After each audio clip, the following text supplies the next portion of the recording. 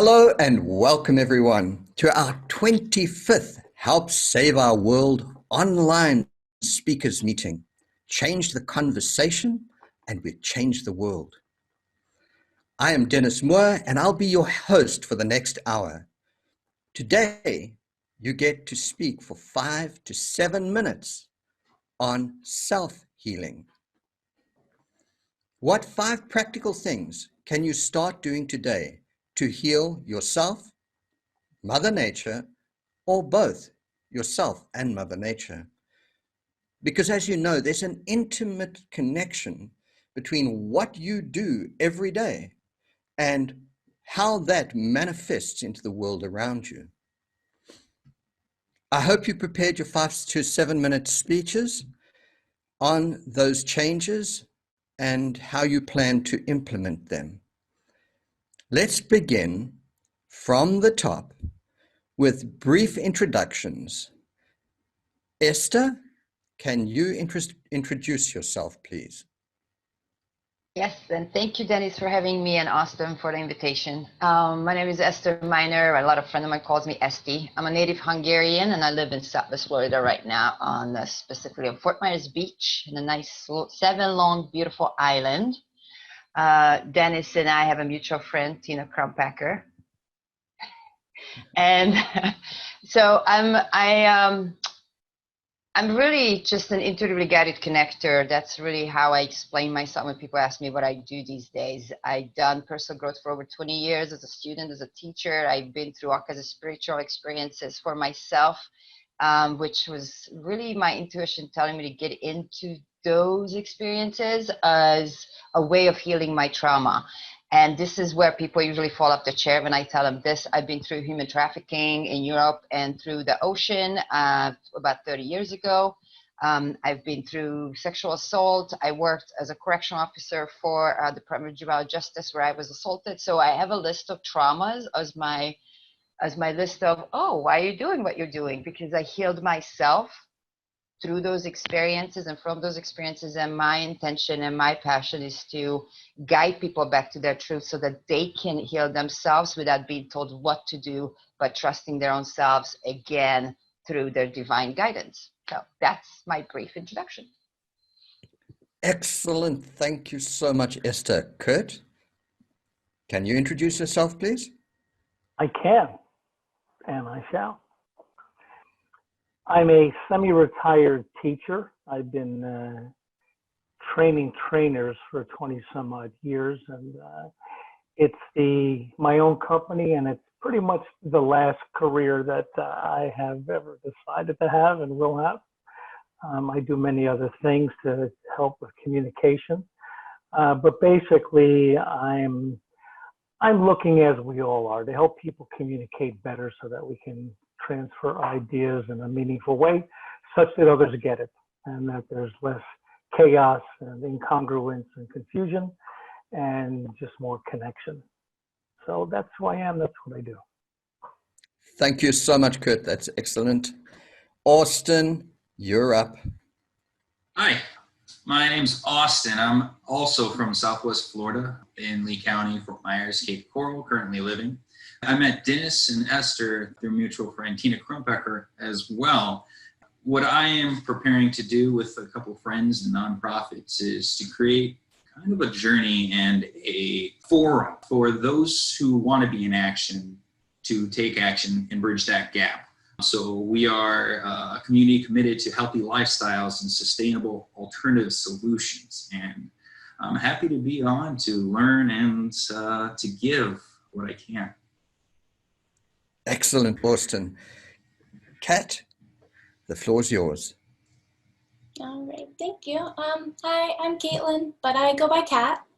I'm in the Southwest Florida area as well. I'm in the Fort Myers area, and I'm just a local photographer and filmer. I own my own business. I'm a freelance artist, and I do a lot of weddings, family portraits, work a lot with local businesses and nonprofits, and I think the nonprofits and kind of giving back is my favorite part of this industry, as well as landscape and animal photography. But I love working with the nonprofits and helping make a difference. So that's kind of, I met Austin here, and he was so big on making a change, and we immediately connected, and he brought me here to this group, and it's kind of who I am real quick.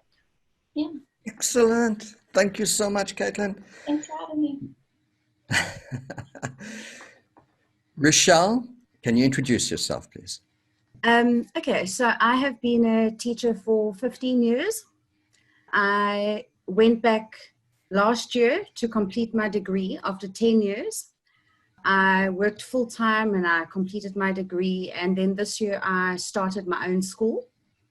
It's the second school I've started, and my school's name is Labyrinth Prep School, and I have designed my own curriculum, which includes going back to the source, and it includes going back to more Indigenous knowledge.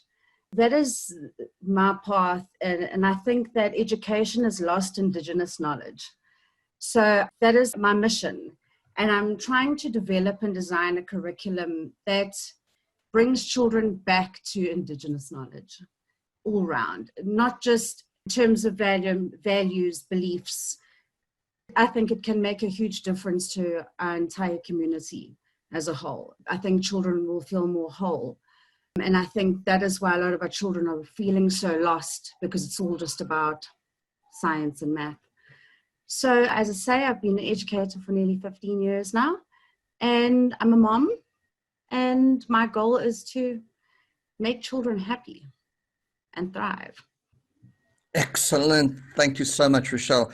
There is so much that we need to talk about in terms of that, going back to that ancient wisdom, that basically love-based wisdom, and many Indigenous cultures lived with the cycles and the seasons. And there is this incredible thing that they've lived by and had to live by, which we as Westerners have ignored. And so it's wonderful that you're heading in that direction. I love it.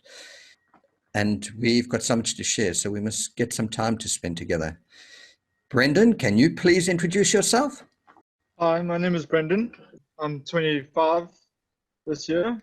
I am the soon-to-be son-in-law of Dennis and the fiance of Alex. I'm on this journey because I believe in what Dennis is doing, and I believe that there is a better future if we just stick with it and help one another to thrive in love, balance, and harmony. Excellent, Brendan. Alex, could you please introduce yourself? Hi, my name is Alex. I'm here in South Africa. I'm Dennis's daughter and Brendan's fiance. I've done a lot in the past with nonprofit organizations and many other avenues. I currently work in a call center, but my main goal and what I'm striving for my future is to build sustainable eco-villages around the world to teach people this knowledge and how to transition from where they're at now to where they should be.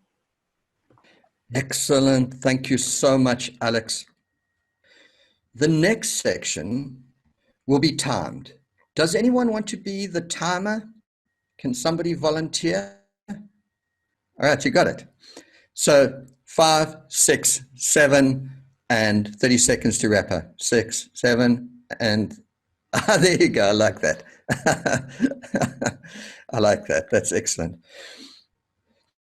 Who has prepared a speech would be my first question. If you can just raise your hand. Please welcome Austin. Wonderful. My name is Austin, and as we were talking about the self-healing, the own individual, personal, in what's going on inside of us, I had prepared something that was based around daily habits. And you mentioned daily habits, and I thought that was amazing because that hits it right on the spot. The first thing, and I spoke with a couple people about this, I actually spoke last night with Esther about this very briefly, but the breath. What do you do when you first wake up in the morning, and what do you do every day for the rest of your life that is going to create a shift and momentum each and every day for you to be able to pause and reflect? So breathing, that's the first count that I feel is very important. When we are born, we take our first breath. When we leave here, we will take our last breath. It begins and ends on the breath. So in between, it depends what we do with that breath. Whether it's the speech, how we talk to ourselves inward, it will reflect outward. What we put in us will come out. So the breath, their daily habits, how often are we recognizing our breathing and bringing it back to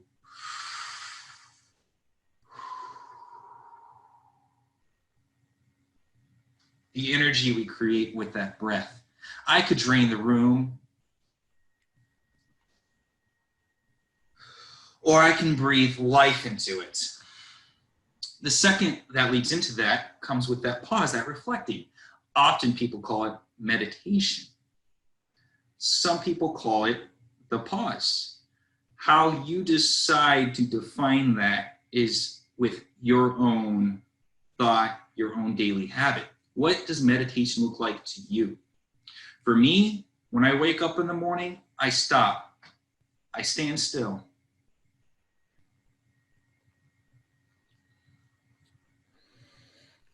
But what am I thinking? That's the question. Now, with our breath is in direct contact with our thoughts. What were we doing every day? How are we thinking? How are we nurturing and watering our growth within ourselves? I believe that the breath and meditation leads to that self-healing that we need, that oxygen to fuel where we want to go and how our thoughts are going to dictate really our lives. I want to lead with that, a story about nature. Because when we breathe, we meditate, however that is for us, to be able to set the tone for the day and create this wonderful path that we know we're going to take of uncertainty every day. It's inevitable. Change, the only thing that's consistent is change. And if we accept that, our breath is what remains consistent. We don't think about it. So as we breathe, as we meditate, as we pause and reflect, we go into nature. What is our own physical nature? Well, it's to breathe, isn't it? And in breath, well, there's an old Zen saying, when hungry, eat, when tired, sleep.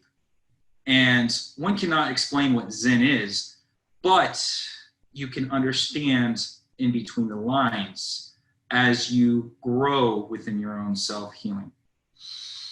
And once you recognize and go through the thoughts, what's going through your thoughts? Well, another Zen saying says, when hungry, eat, when tired, sleep. Well, don't we do that every day? Ask the student. The master says, no. Most times, when a man or woman eats, they think 1,000 things. When a man or woman sleeps, they dream 1,000 dreams. So the act of non-doing, pause, peaceful, is the meditation. And in nature, that is our nature. Now let's talk about the physical nature. We walk outside. We are going around, passing by in our cars, in the streets, or maybe you are actually hone into yourself and you go outside and walk in nature every day. What's the difference between the concrete nature and the natural growing organic nature around us? Obviously, the earth. But concrete's the earth too. But what's the difference? Well, simply one's dead, one's alive. Well, there's a balance to everything. The way we breathe, how we breathe, the momentum, the calming, soothing voice we speak to ourselves with meditation that leads to our healing. What will we allow ourselves to feel through? What will we allow ourselves to sit in our thoughts? To be able to understand them, accept them for what they are, not stay there, but allow them to pass. And in nature, I feel that would be a great addition to be able to help with that breath and that meditation. And I like to call that walking meditation. And that's the third thing I like to do in the morning for my daily habit. Walking meditation. I want to put my bare feet on the nice, cold or warm soil beneath me. Feel those free ions come through my body, that nice, natural energy just sourcing through me and out my pores, out my breath, that free, new oxygen coming in to heal as I'm focusing on that breath, focusing on that meditation, feeling every thought, every pause, pulsing like a heartbeat. And that's nature.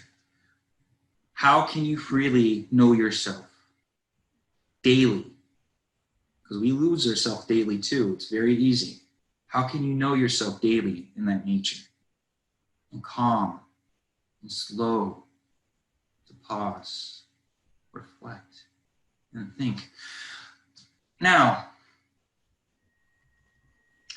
one of the topics we were talking about was sustainable eco-villages. I feel, actually we're coming up on 7. I feel that Bob Eden, who's supposed to make it on here, will eventually. He's looking to duplicate this and learn from you. He's been watching our videos. I feel in these eco-villages that you're promoting, Brendan, Alex, that these eco-villages will teach our new generation a healthier way to produce the future for themselves, starting with the breath. I feel that if we bring the more meditation, natural meditations, we will definitely bring back the daily habits that will lead to our self-healing, beginning with the morning when we first wake up and a breath. Excellent. Thank you so much. It's actually, this is the wave on the internet. Yay. Our next speaker will be Esther. So please welcome Esther. Yay! So excited about this. Hi, Austin. Thank you for that. That was super awesome and resonating with so much. So I'm very unconventional to some because I don't prepare. I don't. And that is one thing that I do for myself. And I like to welcome people to implement in their life if they feel there's something that they resonate with. And it's the breath right there, Austin. But more importantly, the breath being our life source, it's what keeps us alive and something we don't really have to think about doing. However, throughout our lives, the traumas, the experiences we have, we actually don't even realize that we unconsciously stop breathing. Like we don't breathe. People are like, oh, I breathe. No, you don't breathe. I'm sorry, but I'm going to be the first one to tell you that we don't fully breathe. This is what I see a lot of people going, that's not breathing. That is energy being stuck in the body from all the unconscious experiences and trauma, and that it just keeps rushing us through unconsciously things by reacting to what we perceive we experience a lot of times. So the greatest thing that helped me and still use every day to heal myself, and not only heal myself, but to keep moving forward in my authenticity and everything that I prefer to experience, is conscious breathing and breathing myself back to presence and welcoming everything from that presence. And one of the greatest things that I have been reminded of, and through a mentorship from Hawaii, is to remember to breathe the way we were meant to breathe, through the diaphragm, completely pushing the belly out and allowing the diaphragm to completely expand, and breathing through the nose and out through the mouth, with the full expansion of that breath leaving our bodies, with the diaphragm getting back up in its original space. So that movement of the diaphragm through the, and if you watch a baby, a toddler sleeping, that's exactly how they breathe. And they are such a beautiful example of what we forgot throughout our lives, throughout the experiences. Because if you remember something as a child, if it scared you, what does a child does when they get scared? They go, and then it gets stuck in there, that breath, and then there's no full exhalation. And we carry that energy that we attach to an emotion of fear all throughout our lives, and we constantly reacting and reacting and reacting. So for me, healing means dissolving all energy that's stuck in ourselves, and we're not even conscious of that we're living through, with, and being reacted, we are reacting to. So that is my bottom line. breathe myself back to present, and welcome everything from that present. And I like to remind myself every day that there is nothing that I want to say or do is as important than being present before I say or do anything. There is nothing as important than being present before I do and say anything. And that brings me to self-love. And I know I've been in personal growth for 20 years, and the self-love and the oneness, it's always been an idea for me up until about a year ago, when I truly had that experience of oneness and truly had the experience of self-love. And one thing about self-love that I forgot was that parts of me, the leftover from yesterday, is still me. Which means, what I mean by that is, when I feel angry, when I might not be present and I lash out because I react to something that has been triggered in me and I'm not conscious of it, that's still me. And I still get to love, I get to love that part of me too. That little girl that forgot so long ago that, you know, when daddy yelled at her and she made up the story that, oh, nobody's going to love me, so I might as well just stay angry because that's the only way I get my dad's attention.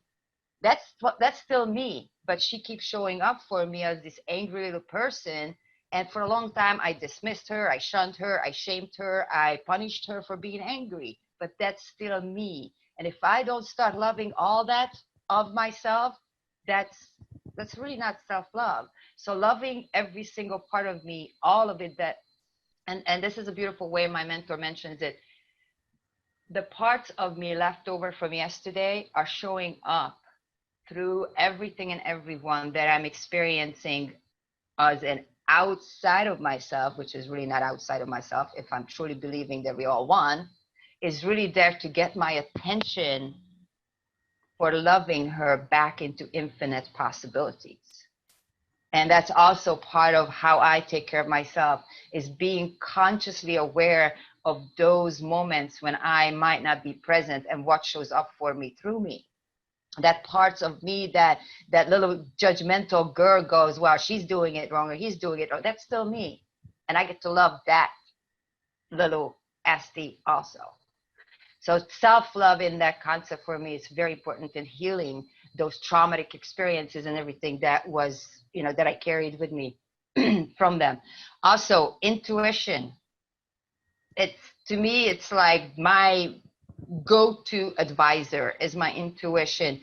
And I connect intuition to nature and nurture, and just nurturing my own self helps me be present, which means I'm so much clearer of what my intuition, my infinite being is telling me and guiding me to do. And a lot of that I find to be in nature, to connect with water.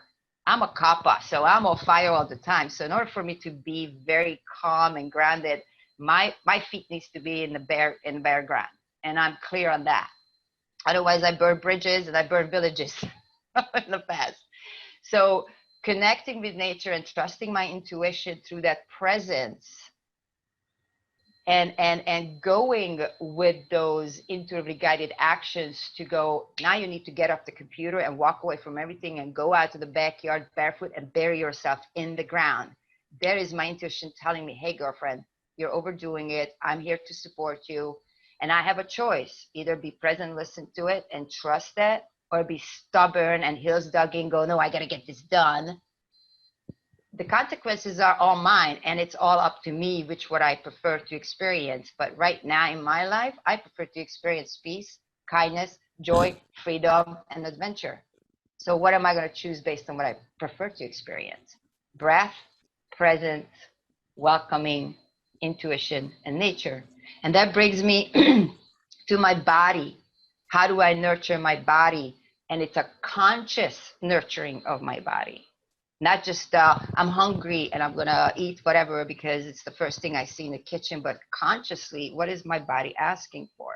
Is it asking for certain type of nutrition and it's guiding me towards the, you know, to grab an apple, or is it asking me, and be conscious of my body. Is it asking me to grab a piece of chocolate and it wants sugar? What is that telling me? What is my body communicating with me? And again, brings me back to presence. Am I present and conscious with what is going on through me, for me? And then a very last thing that I always go back to is connections. And connections to me means conscious connections, kind of like what we're experiencing right here, right now, is that conscious connections with people in our lives, being in a relationship, and our relationships are such a great stepping stones to be able to lean on somebody, because I get it. We are infinitely powerful beings. Us having these human experiences, we were created in that sense to rely on each other for different things. And that ebb and flow of a give and receive, of the curiosity, the oneness, the love, the kindness, just holding space for each other. But how can we do that if we don't nurture ourselves physically, mentally, emotionally first, so that we can be present for those relationships that could support us on the next step of what we want to create? So to me, it always goes back to presence. To me, always goes back to the breath, because I prefer to breathe myself back to presence, from which I am an invitation to welcome anything that I have chose to experience for myself. Thanks, Austin. And I was invited to pull up one of my posts from a week ago, so I'm just going to read that, and I'll close with that. I woke up curious and ready for what is next. I ask myself, what do I feel in my deepest truth is my most authentic response to what's going on? Nurture is the answer I felt coming through. The vision of sunlight and the naked ground outside came to me. Faces of people with smiles and joy radiating through them were shown. I felt a beautiful creek flowing with crisp and ice-cold water, rushing through nature, brushing everything with love on its way. Hearing the rumble of the beautiful waterfall, it emerged into it as it transforms into a cool, beautiful, relaxing pond within the busy calmness of the woods, where nothing is while everything is expanding into infinite possibilities. Birds singing, and the eeriness of the quiet turns into peace and tranquility. The uncertainty of nature becomes the very place of nurture, as I am breathing through the expansion and dissolving all that I prefer to release back into the perfect place within myself, into infinite possibilities with love. Right here, right now, I welcome more of that. Wow, thank you so much, both of you. That's just, you've both blown me out the water. Wonderful, wonderful stuff. Can we go on to you, Kat? Sure. I love to see that we kind of have some things that are reoccurring here. The breathing, the connecting. It shows that we're probably on a good track here. So kind of to reiterate what you guys have said, because you stole my stuff, but one of the main things I want to talk about is the breathing. I've been on my own journey, and I've been going to a chiropractor. It's not the typical bones cracking into place chiropractor. It's, if you're local in Fort Myers in Southwest Florida area, it's called Upward Shift Chiropractic in Naples. And what we really focus on is the breathing and the energy circles in our body and being consciously aware of yourself. So it's not the typical cracking and bones chiropractic. And I've been going there about 6 months now, and it has been my own journey, and really focusing on that breath and how that's impacted me, and thinking that I knew how to breathe. We do it every day, but no, we don't. We do, like you said, Etzer, that we stop breathing. And until you try to become consciously aware of that, you don't really realize that. And we breathe to different areas, like you said. No, we're only breathing into our chest. We need to be breathing down into our lower diaphragm, and ways of how you sit. Just sit like me. I edit half the day. I spend half my career just sitting at a computer editing. And from a side angle, I sit, I'm hunched, I'm like this. I get tired. I stop breathing and just do what I need to do to function. I'm just working. And you're only breathing into a certain area because you're hunched over.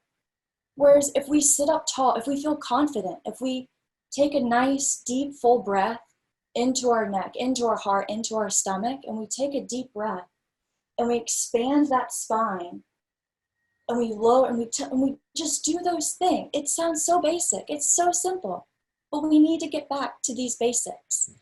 And as humans, I think we're regurgitating what we've said is we're losing that connection. We're losing that basic human skills. We don't know how to breathe correctly. We don't know how to sit up and have our posture correct. We don't, so I think getting back to basic human functions is something that can help. And I love that this is what today's topic is about ourselves. It's about how are we changing ourselves to change the world. So topic right there, what can we do? Get back to your basic essentials. Get back to breathing. Get back to ground, being outside without your shoes on. Get back to connecting. As unfortunate as this COVID event is, I think we're realizing what's essential in life. We're realizing connecting with our family, having that time, not working ourselves to death to have a couple of houses, have some yachts, have a lot of money, to be able to fill our bellies with all this food that makes us sick. That's not what life is about. Life is about spending that quality time with our family, about breathing correctly and fixing ourselves before we can fix the world. On this journey being at the chiropractic, I have a lot of autoimmune issues and I blame others. I get angry a lot. And on this journey, I've realized I'm not going to be able to fix the world and help others if I'm not okay myself. If I'm depressed, if I'm tired, if I'm hurting, I can't pick up that piece of trash on the road. I'm not helping the world and I'm also not helping myself. So it sounds selfish, but you really have to focus on yourself if you want to help others. And that is probably the hardest thing to do because you don't want to focus on yourself. It sounds super selfish. It sounds like a waste of time. There's so many other things to be doing. But if we can't breathe correctly, nothing's really going to change much. We really need to get back to ourselves, to what's basic human functions. And when people do that, I think they realize what's important. They realize, oh, I don't need to be eating all of that stuff. I can grow a few vegetables. I can eat that. That nourishes me. That helps the yard. That helps the community. That helps birds come in the area. That helps myself. I'm healthier. I don't need to eat all this other stuff. So I think once we get back to that basic, we become more consciously aware. And that radiates to other people. Other people see that. They would go, oh, you seem happy. You seem like you're healthier. What are you doing? And then that radiates to other people. So by fixing yourself, that kind of radiates to others and hopefully kind of grows that community itself. So I guess that's all I got. Speaking of breathing, when I get talking in front of people, I don't breathe. I immediately start to hunch over and I start to lose my breath and here I am, I'm flustered. And so it's so important. You guys have it down already. So it's another thing, listening. So I'm gonna sit back and listen and hear what you guys have to say. So thanks for having me, guys. Sorry about that. I have to mute myself because, of course, there's other noise in the house and it comes through. So, and I forget. It's old age. I think that's what it is. I'm not breathing enough to get the brain to function at the higher level. All right. So I have 4 people to choose from. And this was Alex's idea to go back to this as a topic. So please welcome Alex. Thanks, Dad. Guys, this is amazing. I'm pretty sure that you guys all formulated these speeches just for me because somehow it's resonating with my soul. So thank you for that. I've been on an emotional roller coaster this past week. So really feeling that feedback from you guys has almost put my own life in perspective. That living in the present, loving me. I love everyone else. I do everything for everyone else. I'm there for everyone else. I want to save the world, for goodness sake. Yet I don't ever stop to think about myself in the process. So when I have these sort of like emotional burnout moments, it's just my body saying, hey, it's time to look at you now. So I need to stop, breathe, and be in the moment.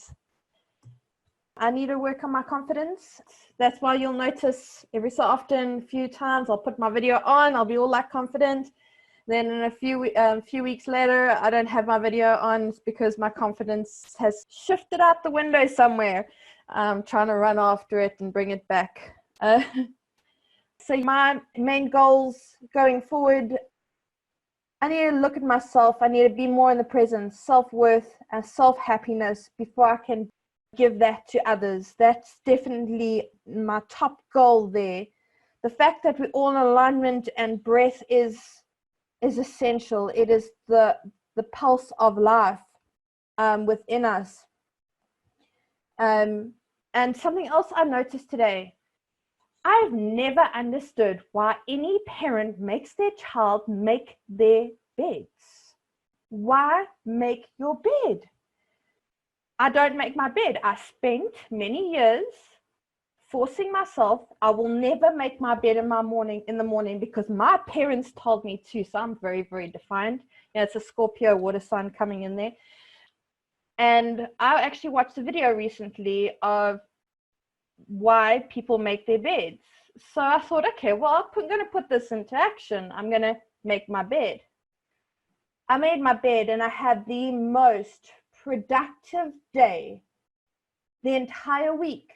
And I'm pretty sure it had something to do with making my bed. I watched a few more videos and found out, guess what? It's the start of your day. Get up, wake up, take a breath, make your bed. It really gets that ball rolling. So yeah, that's it for me for now. And yes, guys, yay! Awesome speeches. I love it. Carry on. Be you. Bring it out there. Save the world. Thank you so much. It was wonderful. And now for Brendan. Please, Brendan, carry on with your speech. Okay, sorry guys, I was moving around so much. It's just started raining outside, so I had to move my PC inside before I end up not being able to be on meetings anymore because of the lack of the PC. Okay, I've got 5 points that I've written down, just that we can all do in our daily lives, not necessarily myself, but I try and aim myself to do these. Number 1 is poor or unnecessary treatment towards animals. Too many people are buying and stocking more meats and animal products than are needed, causing some of them to go off or become rotten because of a lack of consumption. As well as the butchery and slaughterhouses need to stock more meats due to the fact that the meats is getting sold more often.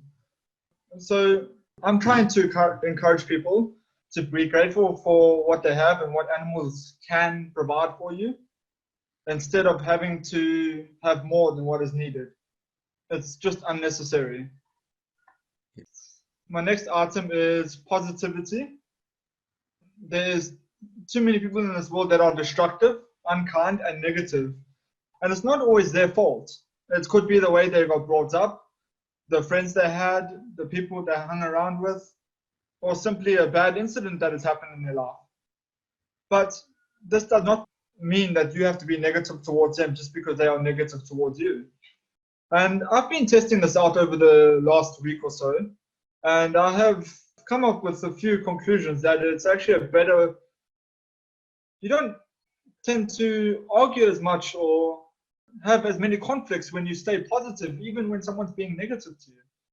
And rather than being negative towards them, when they're being negative towards you, rather uplift them. And this goes for plants, animals, people, basically any living creature. And then the third item I have is to do with disposable items. Most people get plastic bags from shops. Instead of just getting a paper bag or something and using a paper bag just to have a reusable bag or a paper bag so that it can be disposed of properly without having to hurt the environment or the soil or the plants growing in that soil, as well as possibly animals if the animals eat the plastic bag. My fourth item I would say is learn more. Never stop learning. And I also only figured this out about a month or so ago. Never stop learning. Constantly have a giving and taking mentality in terms of sharing and receiving of knowledge between you and others. And then my fifth item is giving more. I believe that if you have something and someone else needs it more than what you do, give it to them. I'm not talking about phones or items or money. I'm talking about food. If someone comes up to you outside the shopping center or store and says and tells you that they need food and they ask you nicely for food, take a loaf of bread out of your shopping and give it to them. Take a peach or an orange and give it to them. Give them something to eat, because you can always go back into the store and buy more. They might not have that opportunity to do so, or the ability to do that, due to the fact that they might not have money to do so. And I would like to do that one on a bigger scale, give more to the people around me, and that's the whole reason that we are trying to create these eco-villages, in order to provide more for people and help more people provide for themselves. Thank you. Well done. That was awesome, Brendan. Rochelle, this is your moment to shine. After listening to everybody, I've had quite an interesting day myself. Coronavirus has led me into making some important decisions that I've always needed to make for myself, but it's forced me to make the decision now. I have been a smoker for 20 years and I budgeted very well. I bought all the cigarettes I needed for shutdown, because South Africa isn't selling any cigarettes during lockdown period. They have banned the sale of cigarettes. So I bought enough cigarettes for myself for a 3-week, 21 days. And I thought, no, that's fine. There's my budgeted amount of cigarettes. And as the days went by and the cigarettes slowly started to run out, and I thought to myself, these cigarettes are not going to last 21 days. And then I thought to myself, it's time to give up. It's time to stop being a slave to nicotine. It's time to stop being a slave and needing, my father died because of this. And it's never been enough for me to stop. And I'm still a slave.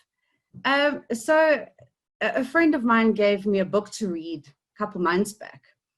And I thought, well, now's my time. I better start reading this book before my cigarettes run out, because otherwise I'm in trouble. So I started reading the book with bated breath and planned it, because, the book said I must smoke while I'm reading the book and then stop when I finish reading the book. So last night I finished the last page and my last cigarette. And this morning was my very first day without any nicotine. So it was fine, thank you. So everything was fine. Everything was absolutely fine. And I woke up this morning, because in the book it says, your brain is going to tell you that you want a cigarette, but it's the nicotine monster. And it's quite funny how it actually explains that nicotine is actually more highly addictive than heroin. And that is how we are brainwashed in society into thinking otherwise, that it's the smoker wants to smoke. No smoker's ever wanted to smoke. It's that nicotine is the most addictive drug on our planet. And I didn't even realize this. We pity a heroin addict, but nobody pities a smoker. So it was fine, and I thought I'll come read my father's book, which I've never read. And he wrote a book when he was still alive. And I thought, no, I'll come lie on the couch, and I won't have any coffee because it's going to make me want a cigarette, so I'll skip the coffee. And I lay on the couch and washed the dishes. Then while I was washing the dishes, I looked down out my window at my car, And I remembered that I had a cigarette in the car still. And I was like, damn it. I was supposed to smoke that cigarette so that it wasn't left. What am I going to do? And it completely flipped my mood. It completely flipped my mood. I was so angry that I didn't smoke that cigarette yesterday. And I thought to myself, and I had no control over how angry I was. And I was so upset that I had not smoked that cigarette yesterday because it was supposed to be over. And it wasn't. And that control I had, I was a slave to it in that moment immediately. And it was terrible, absolutely terrible. I was shouting at my spouse and I told him, you were supposed to wash the dishes. Meanwhile, it had nothing to do with the dishes, absolutely nothing to do with the dishes. He quickly just ran off. And it had everything to do with the fact that I realized that there was still a cigarette in the car that I'd forgotten about, but I didn't smoke it. But the fact of is today was my day of realizing I was not going to be a slave to nicotine ever again. And so it was great to listen to all of your stories because I forget to breathe. And breathing is so important. And it's got a lot to do with habitual thought form as well. And it's that habitual thinking and constantly thinking that you're not whole and complete as you are. And thinking that you're not whole and complete as you are is what makes you look outside of yourself to make you whole. And I've been thinking that I'm not whole and complete for 30 years, because I'm 36 now, you know, and I'm sure I was still feeling quite whole and complete when I was 6 years old, but I could say 30 years. And, you know, the more we realize that everything we need and want is right here where we sit. And we only know that when we're focusing on our breathing, because it's all here. So I've started writing, and I think that is also a great way to go within. My dad always used to say, if you don't go within, you go without.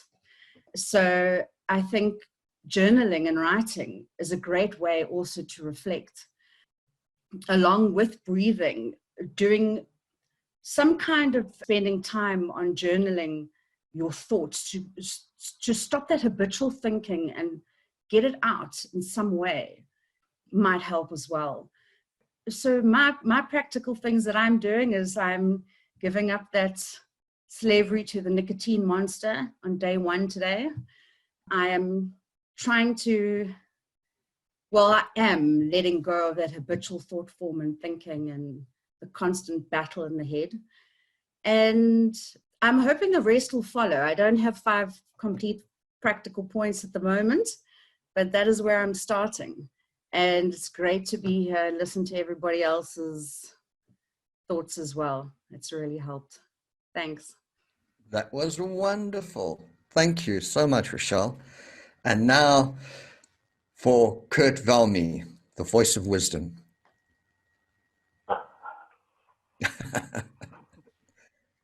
So, Rochelle, I just want to acknowledge you on the step that you've just taken for your life. Obviously, it's consistent with a lot of what we've been talking about, specifically, Brett. I quit the night before my birthday on my last cigarette 40 some odd years ago. And for me, it was the hardest thing to do until I did it. And when I did it, it took me a while to realize that all it was a conversation between me and the urge, right? The nicotine definitely was the urge for a while. And there's certainly facial things and habitual things we do when we smoke. What flipped it also, and it's been probably one of the greatest things I've ever done in my life, is realize that you have that conversation every time you have the urge to smoke, right? You want it, you want it, you want it. You even had it about a cigarette that showed up even after you quit, which, you know, this is what you had to do with it. I don't know what you did with it, but I would hope that's it. Send the tobacco back to the earth as a ceremony. But that idea of you being aware of how it was throwing you and running you just brings it back to the concept of presence, which has come up a lot in the past half hour or so. And as we start with breath, a couple of you talked about meditation or breathing exercises, and the process of being present to our breathing, which is, it's an automatic thing for us for the most part. We can force it and breathe for specific situations, but most of the time we don't think about it. And when we stop and make that pause, just paying attention to what our body is doing, we're once again getting connected with who we are as part of nature. You know, we are these material beings in these outfits, and we play these roles, and we're here for a purpose, that we have these bodies. And when we get that these bodies are part of nature, not separate from, we rely on nature, we operate as nature does, we require a lot of the resources of nature in order to sustain ourselves. So just that presence of how we are breathing. And what came to me as some of you were talking is, as we breathe in, we also pause, unless we're in some kind of, you know, need to get that oxygen in as quickly as possible. There's a pause, and many of the breathing techniques build in that 4-second, 8-second pause. I guess it depends on what you do. And when you pay attention to your mind in that pause, because the breathing in, you'll pay attention to the breathing, and then when you allow the breath just to hold, there's a whole different consciousness and awareness that shows up within that pause. So the breath, once we put presence on it, we get awareness, right? And that awareness could be of our thought process, of what's going on in our body. It's a quiet moment where the body is not working, at least the major stuff is not apparent to us. Obviously, it's always working. So pay attention to that pause, and in the same way, Rochelle, that you know, you have that fight with yourself, and then you pause and said, wait a minute, you know, what's going on here has nothing to do with what seems to be in front of me, right? The situation with your husband or whatever.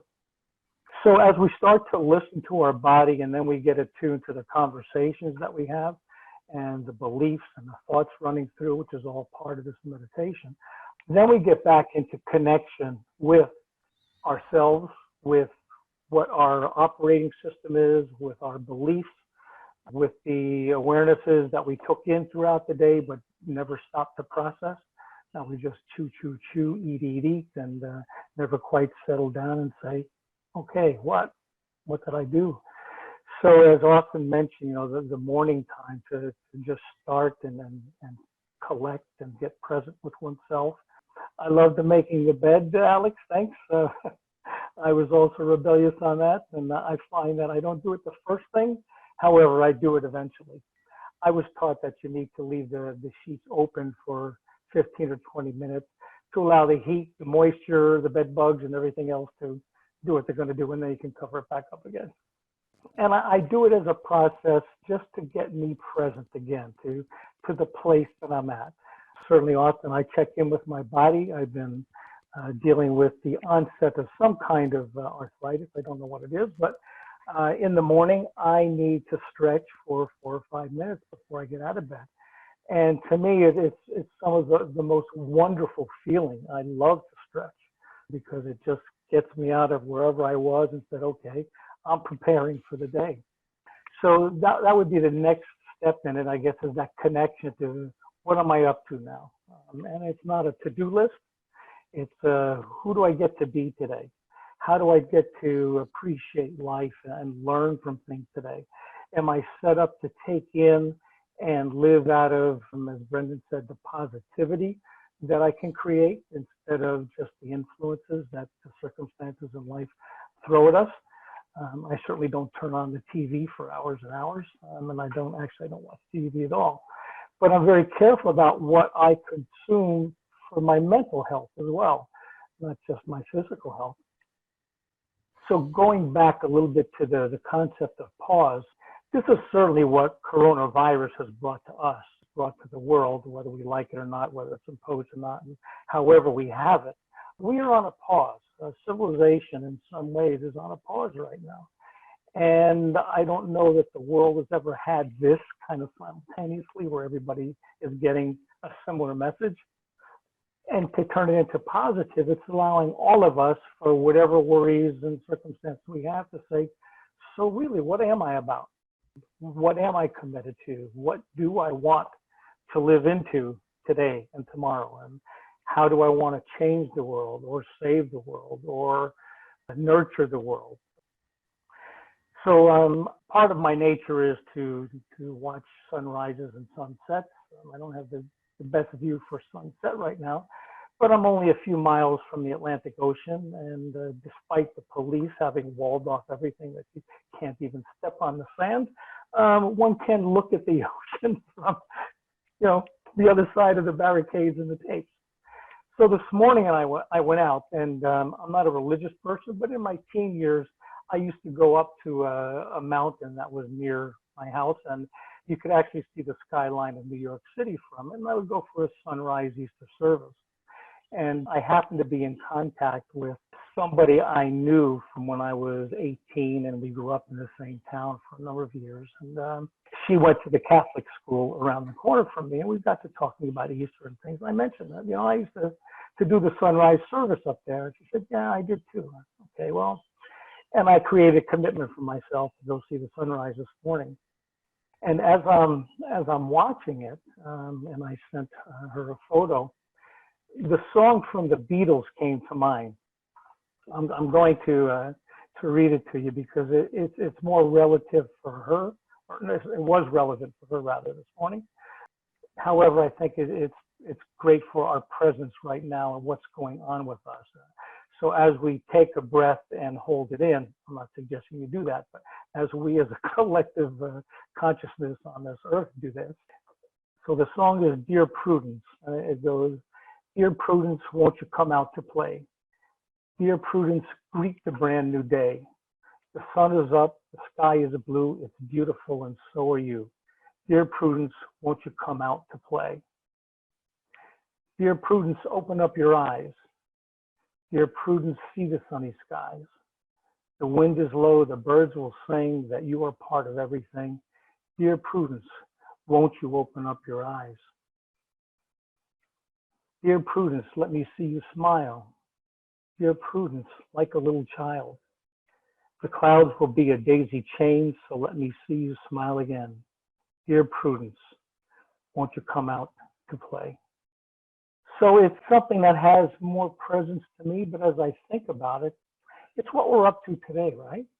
The corona, to me, is very connected to the core, as is breathing, right? So the world is having a reset on our breath, and coronavirus is attacking or making us aware of our breath and our breathing. The other stuff we could probably deal with as side effects, but the breath is not something that we can take lightly. So as we go day by day, in the back of our minds, worrying about our breath, there are ways I think that we can prepare ourselves for the day by connecting with our breath. One of the ways, as some of you have spoken to, is sharing your knowledge. So using your breath to transfer information that can help others. I didn't see the timing, by the way, Austin. So if I'm beyond, let me know. I'm okay. You're okay to close. Thanks. So connecting with others, sharing with others, using our breath to speak and create the world that we want to live in through conversations, right? We need our breath to create conversations unless we're typing. To me, just recalls the word conspiracy. And I've used this for many years in a positive perspective, but conspiracy comes from the Latin roots of con, together, and spirare, to breathe. So a conspiracy, we're actually breathing together, and we're doing that virtually today. What we forget is that we're always breathing together on this planet. We're sharing each other's breath and molecules, and we're walking around like this because we don't want to be in conspiracy, at least not with the virus. However, we don't want to give up our connection, our conspiracy with each other. So as this reset of breath and awareness and presence, and then being able to speak into the future that we declare and envision, that's inclusive and sustainable, and honors the nature that gives us the air that we do breathe. It's just such a positive thing to be happening right now. And as Rochelle, as you were mentioning, when you quit smoking, it's a battle. If you flip that to, no, it's an acknowledgement of how powerful I am to create the world I want to live into instead of the world I'm fighting against. As we all start to look at that, and we know that there are competing ideologies on the earth right now as to where we're going to go next, as we continue to speak into that positive and that possibility and that honoring ourselves and each other as the collective consciousness that we're here to participate in and contribute to, we will manifest the world that we're looking for. Pleasure to be with you on that journey. Can I chime in? Wonderful. Thank you so much, Kurt. That was awesome. We have come to the end of our hour. So I think that's all we have time for. If anyone wants to leave right now, that's fine. But I am quite happy to continue. And if anyone would like me to comment, I would love to do so. Okay. Oh, I know So that. I just wanted to say real quick, to finish off, so we don't finish off on such a, we covered a lot of stuff today, and I kind of want to touch on real quick feeling and connecting. And part of that is not just the breathing in and the pausing part, but it's also the breathing out and the release. And Rochelle and for Esther and for people that have been through what you guys have been through, it's kind of giving you permission to feel that. It's okay to cry. It's okay to be angry and frustrated and to want it and to just feel all that. It's okay to feel that way, but how you react to how you feel is the tricky part. You can't, I think it's one of the biggest quotes is you can't choose what happens to you, but you can choose how you react. So it's okay to cry, it's okay to bawl, and that's something that for me has been the biggest part of my journey. Is I come from a very conservative military background, I think, and we're a very prideful family, and we really didn't have much to worry about. Like we were very prideful. We didn't really cry too much, and that to me has been my biggest part on my journey is, whoa, it's okay to feel that way, but don't sit there and sob about it for days. Like it's okay to cry, and then you got to get up and go and move on. But I think that's been the biggest part for me on my journey so far is being okay about feeling that way and how to react with how you're feeling and continue on. And so I think that's been one of the biggest part of my journey. I want to hopefully share that with you guys if that at all resonates with you, and hopefully that helps you guys. Esther, go ahead. Thank you, Kat, for bringing it up. So the feeling is really the key for me. That's really what I do, and that's really what I give invitation to people is to get real and honest about what they are truly feeling underneath all those beliefs, those conditions, those paradigms, those perceptions, and being present and using the breath to come back to presence and checking in with ourselves, like, what is this, what I'm perceiving is truly is about within myself. It's always in my experience comes back to the unfelt feelings that we have been denying ourselves unconsciously throughout our lives. The fear, the anger, and the sadness that we have been unwilling to feel up until now. And this experience that we're having globally right now is a perfect example of the fear that we have bottled up, denied ourselves, judged ourselves, shamed ourselves, and put guilt on ourselves for all of our lives, centuries, generations. And one of the greatest experiences I had is dissolving those paradigms and emotions that I attached to those for generations behind me from my great-great-great-grandparents, knowing that I'm not only freeing myself, but I'm freeing that energy and us who comes after me. So feeling, and I grew up in an environment that was not okay to feel anything because it was either causing harm for somebody, what I was perceived, or it was pushing somebody away. So for me to be honest and go, you know what, I am pissed off as hell right now. That is nothing to do with anybody else. That is my authenticity coming out in this moment. And that was, I was talking about loving that part of me too. Also Not just when I'm kind and loving and showing up as funny and all that, but that part of me when I feel enraged and angry and sad and fearful, loving that part of me. To me, that's true self-love. And if we can get back to that core of ourselves to acknowledge that, hey, it's all of me and I'm all one with everyone and everything, and I'm just reflected back to everything, how I'm feeling, and acknowledge each and every one of you for, thank you for being my mirror. Thank you for reminding me to love, embrace, and acknowledge every part of me as I acknowledge and love and embrace every part of you, because you are me and I am you, and we're all truly one in this. So thank you for bringing it up, Kate, because that's really the core of everything that I do, is feel your feelings no matter what they are, because everything we're looking for, all that I prefer to experience now, the peace, the joy, the freedom, the kindness, the connection, and the consciousness, is hiding in all that we deny of ourselves to feel. And I hid it from me, within me. So thank you for that.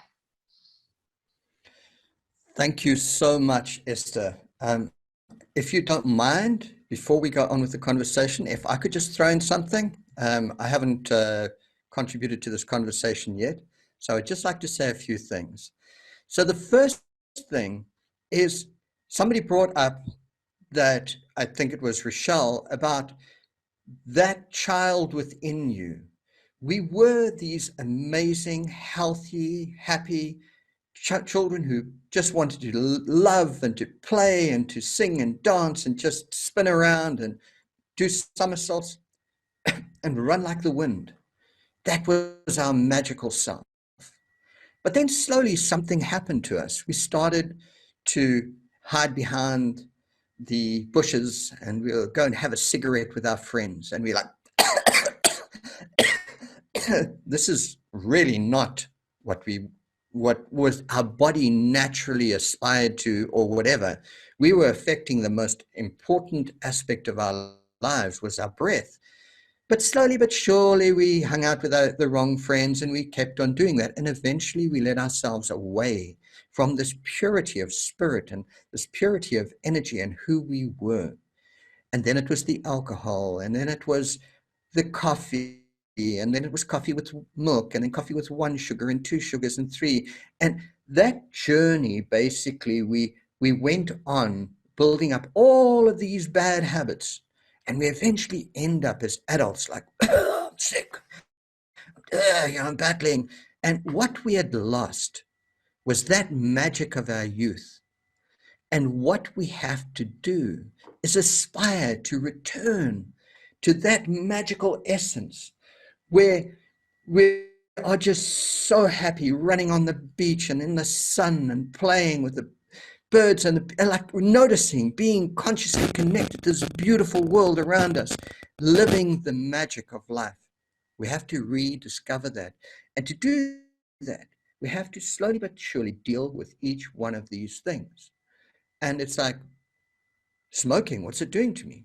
It's, first of all, I'm addicted to it with the nicotine. It's costing me a lot of money. If I took that money and I compoundedly invested it into something, I'd be a rich person. And here I am destroying my potential with continuing to smoke.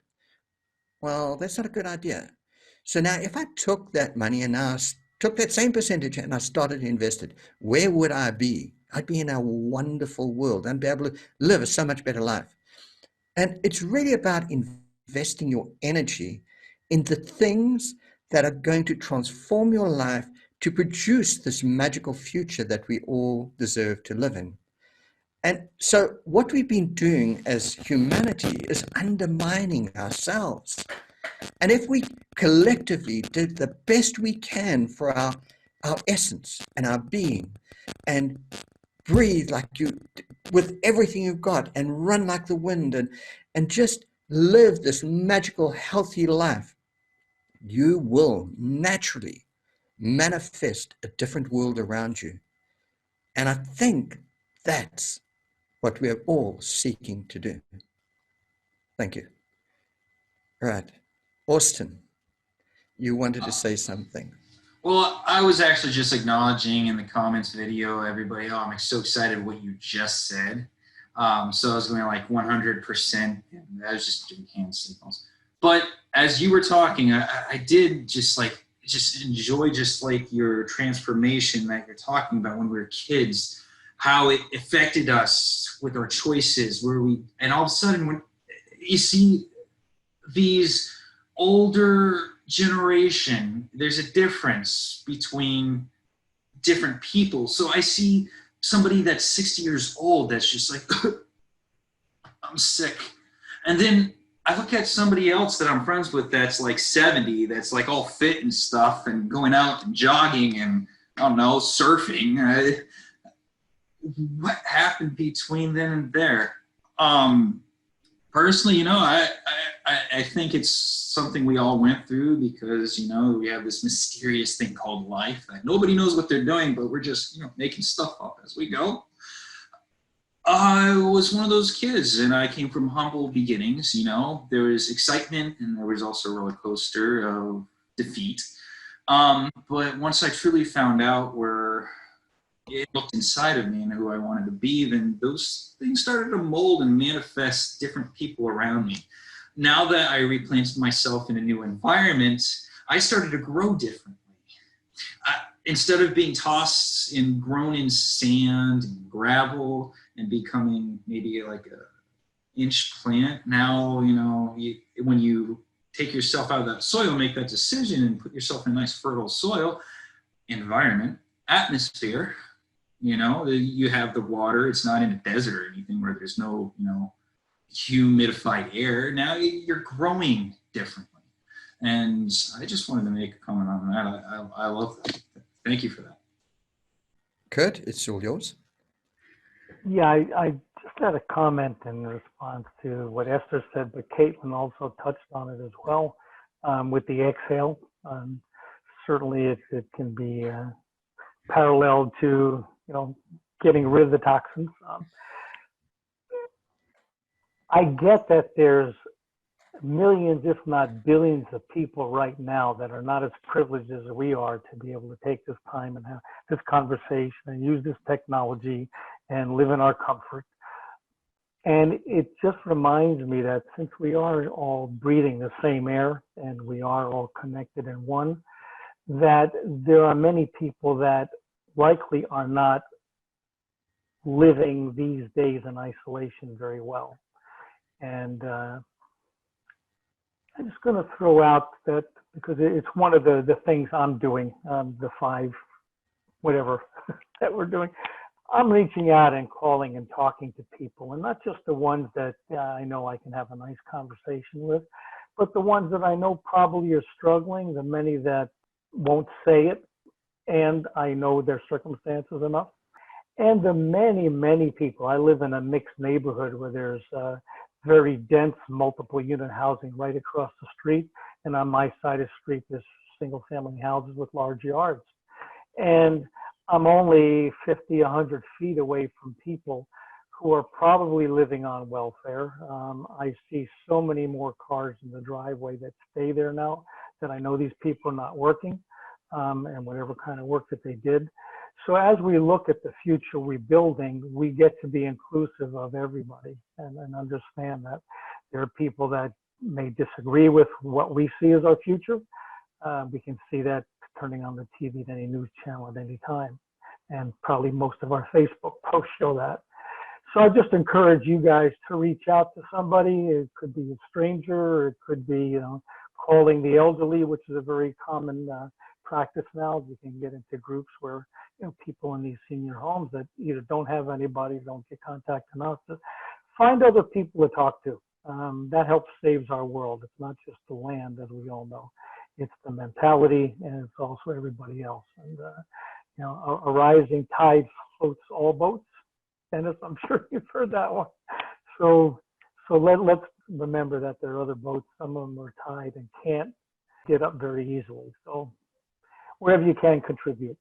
That's wonderful. I think the most important thing that you've just brought up there is we are all one ecosystem. We're all one community. And if every one of us is happy, feels loved, feels connected, we all grow. And if we're continuously giving to everyone around us, we're literally empowering everyone around us to produce magic. Like right now, you've inspired me with such magic, and I'm just going to erupt to everyone around me. But I've done the same for you, and each one of you has done the same. So here we have taken little ideas and we have literally exploded them out into the world just by what we've been doing here. I think this is absolutely magical, and it really comes down to that fundamental principle of love, relationships, ecosystems. We are all part of this, and we can turn our world around from where it's heading to being this most incredible world.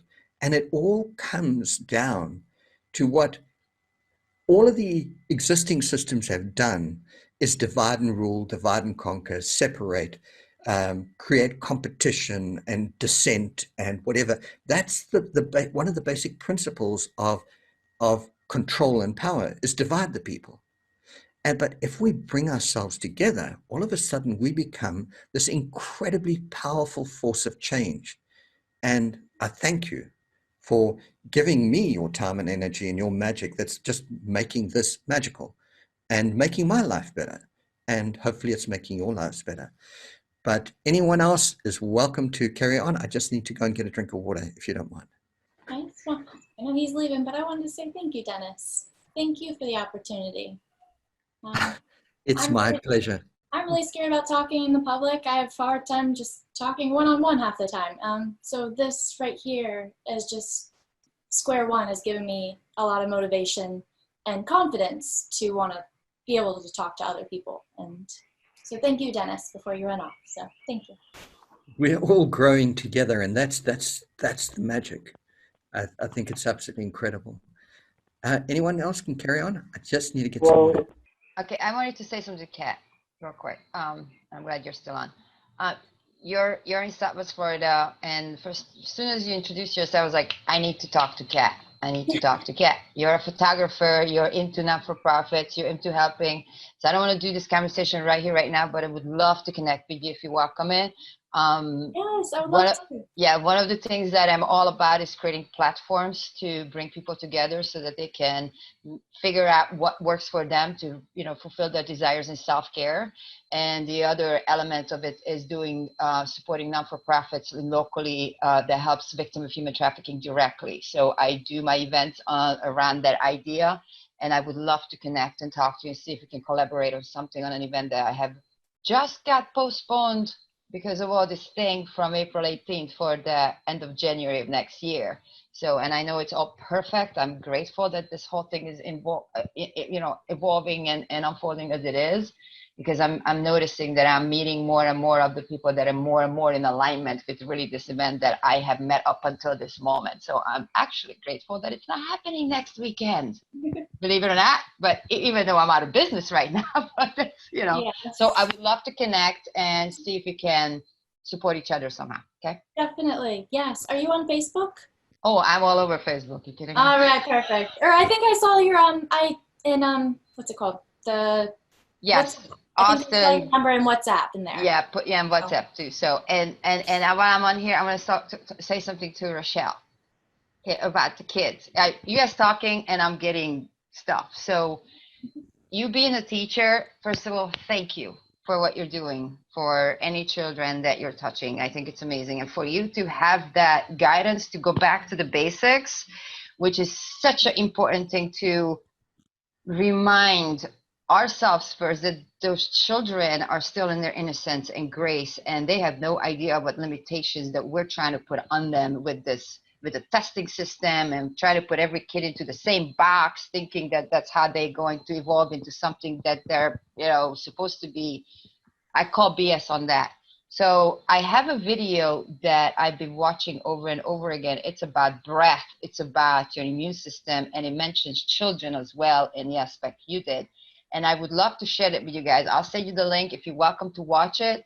It's on YouTube. It's through London Real. And a interview was done with Wim Hof. I don't know if you guys know him. And he talks about all, and I'm getting goosebumps mentioning it. He really covers everything that we individual together address today. And I I'm just intuitively guided to share that and see if you're welcome to watch the video and see what you can receive out of it. So thank you, Rachel, for doing what you're doing. I think it's amazing. And smoking, I've been there, I got it, but you got this too. So I just wanted to say to Rochelle that the smoking thing, we all understand, we've all been there. Myself and Alex have just quit in December last year. So it's been quite a journey, and it's from time to time it's still really hard, especially when we have frustrating or tough time at doing something. Yeah. We tend to have a need for cigarettes, but we say to ourselves, no, we've gone this long without it. We can do without it another day, you know. Yeah. And it gets easier to do that, but it is hard in the beginning, yeah. But you will get through it, trust me. Yeah, one of the things I did initially is I had 6 cigarettes left. I forced myself to stop on this, like had the last few left over, and I kept that box with the 6 in it, and that was my no. I basically said to that box, you are not going to take my willpower away from me. So every time I needed a cigarette, I would actually like go to it and say, no, I don't want you, I don't need you, and I own my willpower. So, and that really helped me get through as well. So yeah, you may seem crazy doing that, but trust me, it helps. It really does help. Can I say something about smoking? It's what I did. I actually smoked for 2 years, and I smoked 2 packs a day until I was literally coughing out these huge lumps of phlegm. And I was an incredible athlete, an incredible sportsman my whole youth. And then all of a sudden, at about 27, when I had to go to the military for a year, I started smoking. I smoked for 2 years. And what I did is I tried to stop a few times, but it was really difficult because we'd go out with friends and they'd say, oh, I have a cigarette, you know, when we were out drinking at that time, which I didn't do after that. But what happened was I said, okay, I'm going to stop. And I knew if I stayed awake, I would pick up a cigarette. So I slept the whole weekend. We had like a long weekend, and I just slept until the Monday morning. And that is the addiction time. That is when that nicotine has a hold of you. But then after that, it's not nicotine that holds you there. It's the habit. You're so used to the oral fixation of putting something in your mouth and bring your hands up to your mouth. So then it's a case of breaking the habit, and that you require an awareness. And with that awareness, what you do is the moment you feel yourself picking up your hand up to your mouth, you say no, and you throw your hand down. It's like no. And you break the habit. A lot of these changes that we try and deal with, it requires an awareness of the emotion, first of all. The emotion, that feeling within you as it's rising up and it's saying, I need, and it becomes the words, I need a cigarette. But it's that emotion. And if you can, first of all, you'll hear yourself or feel yourself touch your mouth, then you become aware. But then as you progressively practice this awareness, you'll become aware of the emotion that precedes the actual behavior, which is basically a subconscious stored program in your mind and in your body mind, which has this impulse that's programmed within you. And becoming aware of that emotion and then what comes afterwards, you're able to say, as the emotion rises, I have the ability to choose. Now, do I choose to pick up my hand? And ultimately, by altering that emotional behavior, you change your actual behavior. And if you don't do that, if you don't go back to that emotion and become aware of it at that time, often your subconscious program goes through all of the different things and you end up smoking. So it's really reprogramming your subconscious mind and your body mind. That's the journey. Change Thank your you. body's conversation, change your habits. Yep. Exactly. Yeah, thank you. I appreciate everybody's words and advice, and you know, it's more than half my life, so it's really has got a lot to do with the brainwashing that I've become accustomed to in every sense of the word. It's the brainwashing into the feeling that you need it and that you even want it in the first place. And Dennis, as you said, you know, when you're a kid and, you know, you have a cigarette and you cough and you splutter and it's terrible and you hate the taste of it. So why do you have another one? Because in that moment, you've become addicted to nicotine and you don't even know it. And this is what is so incredible about this book that I read, Alan Carr's Easy Way to Stop Smoking. I don't know if you've ever heard of the book, but it's quite an incredible book. He's quite a great author. But I really appreciate everybody's words, and they've really helped. Thank you.